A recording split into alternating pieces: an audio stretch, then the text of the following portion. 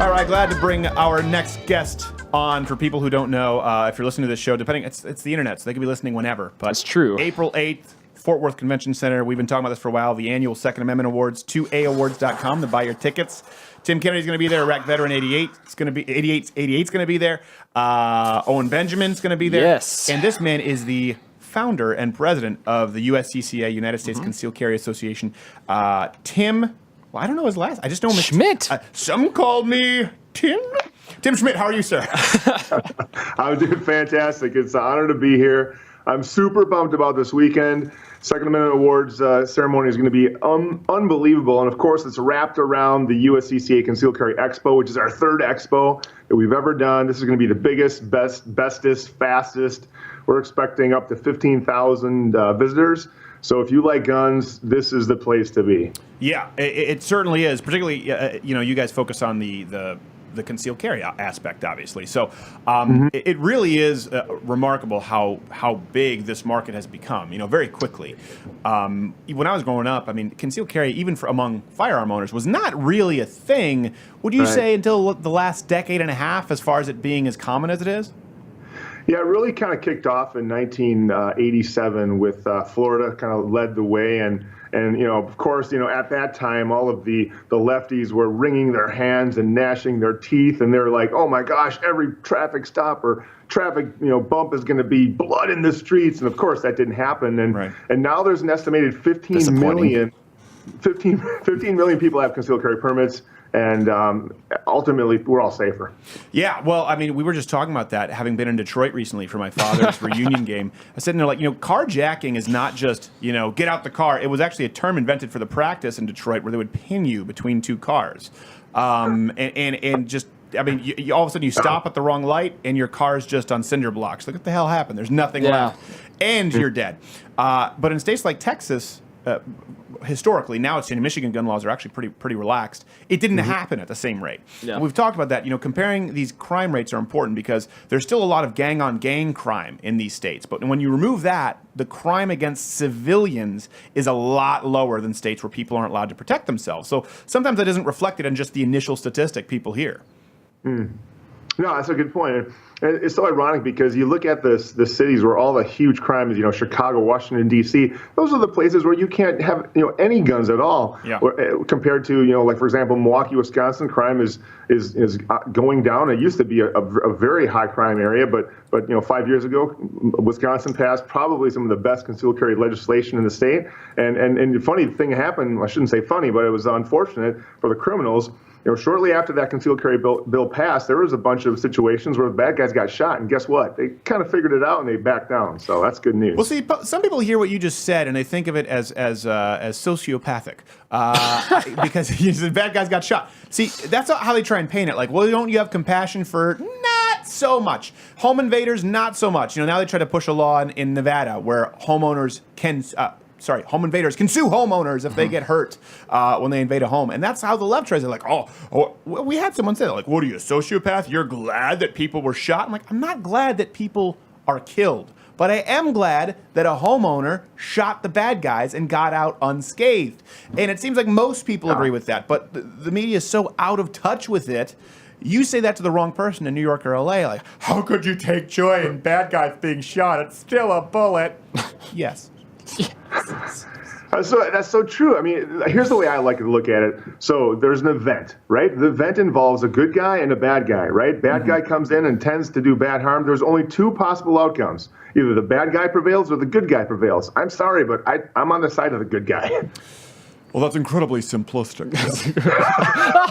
The issue is much more nuanced than that. For example, had the bad guy not eaten for several hours? Was his blood sugar low? That could be problematic. That could be. Was the good guy, quote unquote, wearing perhaps the wrong colors? Did he wear red? Did he wear blue? Did he decide to stay neutral? You need to respect their culture when you enter their territory. I have a question. Yes. To Tim, has playing Batman overshadowed your gig at the USCCA in recent years? Has that been a problem? No. He's not nearly as gay as Ben Affleck. He's not as gay. Not at all. You must get that, though, the Ben Affleck comparison, right?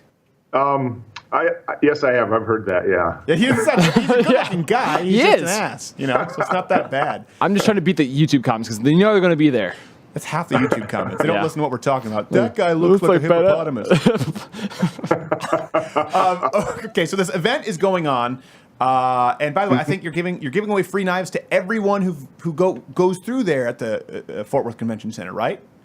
So we've been promoting this the last couple of months, and when you pre-register, you get a free knife, and while supplies last, at the event, we're giving away a free knife, with the purchase of a ticket. So, and these aren't like some cheap, non-legit knives. These are nice Kershaw professional folding knives.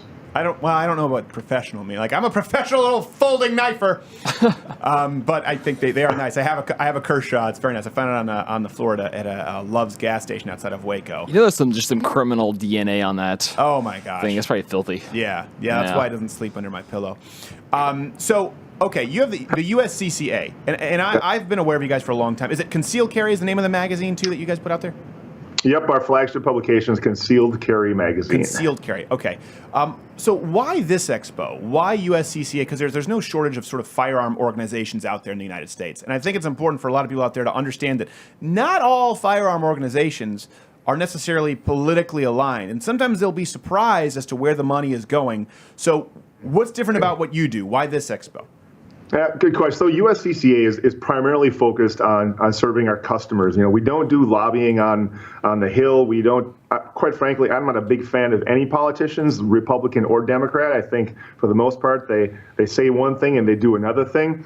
And so we help the Second Amendment cause by supporting the Second Amendment Foundation. We're one of their biggest donors. Mm-hmm. We were part of the amicus brief for Chicago v. McDonald, which is a huge landmark SCOTUS case. So we got that end covered. But really, our customers are where it's at. So we give them education, training, and self-defense insurance, which is really kind of the big thing that we do. Yeah. So that when they're in that situation, they have to pull that trigger. We're their deep pockets. We've got their back. Do you know about this, Not Jared? I don't. Oh, the insurance. Yeah. So they actually insure you. So in other words, nowadays, like in Nevada, where they want to be able to sue the homeowner. Yeah. So if you just so happen to take out the trash with your concealed carry firearm, you're a part of their insurance program. They've got lawyers helping you, and they're on the phone faster than you can say Bloods or Crips. So I have that about right? That's exactly right. Yeah, we have over 450 pro-Second Amendment criminal defense attorneys who are literally waiting right now to help our members.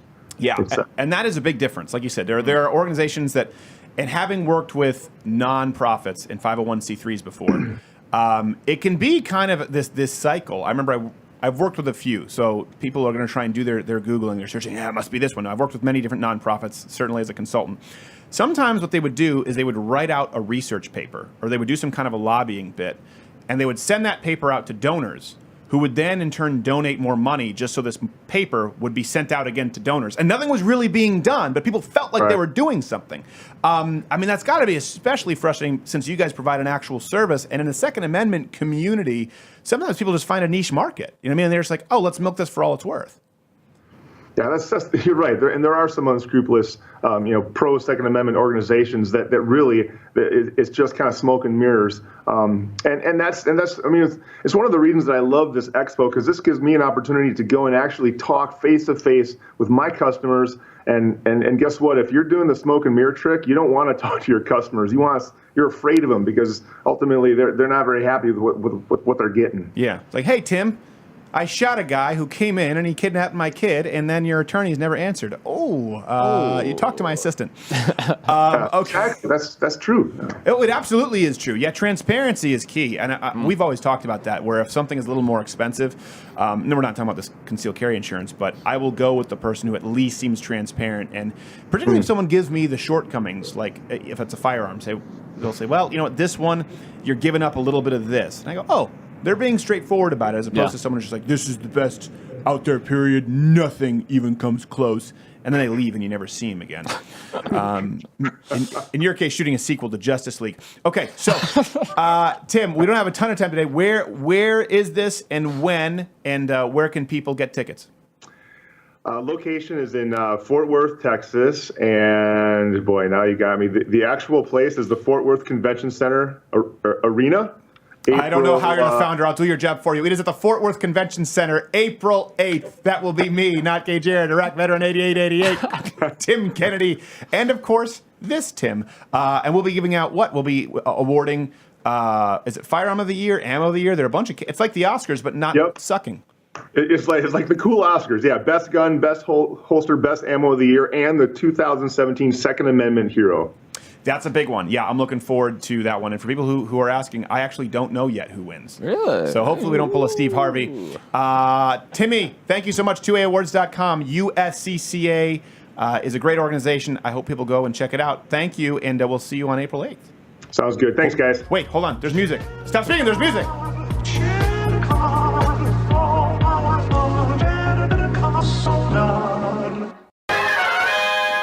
Dark Knight here, and thanks to my utility belt, I don't need firearms, but you do. Which is why April 8th, the Dark Knight, Robin, and other special guests in Fort Worth will be attending the annual Second Amendment Awards presented by the United States Concealed Carry Association. You can buy your tickets at 2AAwards.com and enjoy an evening full of special guests like yours truly, Stephen Crowder, Not Gay Jared, Iraq Veteran 8888, Colai Noir, and Tim Kennedy, and more. We'll be discussing topics like Firearm of the Year, Manufacturer of the Year, and of course firearm safety, which is most important. Which is why it's pivotal that we always clear the weapon. Clear that, Robin. Holy cow, Batman, that's loaded. This whole time? Oh, fuck.